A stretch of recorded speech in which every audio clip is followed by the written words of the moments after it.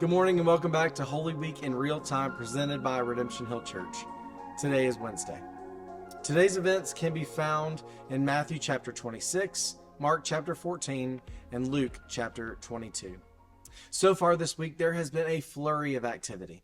Jesus has entered into Jerusalem, cleansed the temple, and has directly opposed the religious leaders, perfectly pointing out their self-focused and self-serving actions, thoughts, and motivations. His activity shows his supremacy over all authorities on earth, fulfilling everything that was promised in the Old Testament.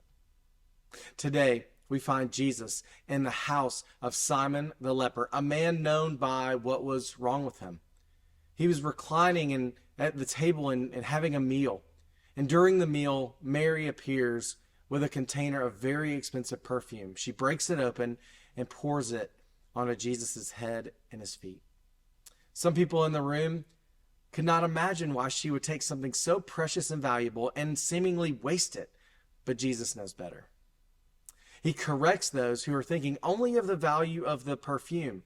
He tells them that what she is doing is beautiful and it's meaningful and that she's preparing his body for burial.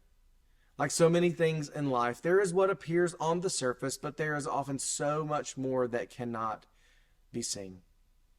Mary understood that Jesus was worthy to be anointed with this perfume. Underneath her simple but powerful act is the desire to give all that she had to Jesus.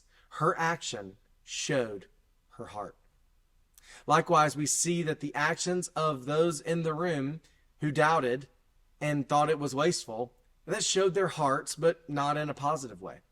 They scolded her and suggested that her action was wasted money. They even suggested a better way for this precious gift to be used. It could have been sold and given to those who are poor. And it's interesting that the action that they suggest is not a bad thing. It's a good thing, but it's not the thing that Mary had been led to do.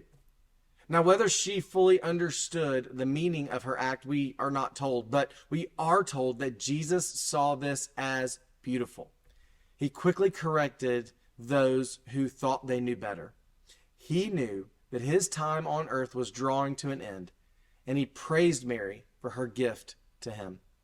The last line of this passage in Mark says that wherever the gospel is proclaimed in the whole world, what she has done will be told in memory of her. And you watching this video now is fulfillment of that promise. It points to the very heart of the gospel, that Jesus is worthy. That we celebrate Mary's gift, knowing that it points to the ultimate gift of salvation through Jesus Christ and Christ alone.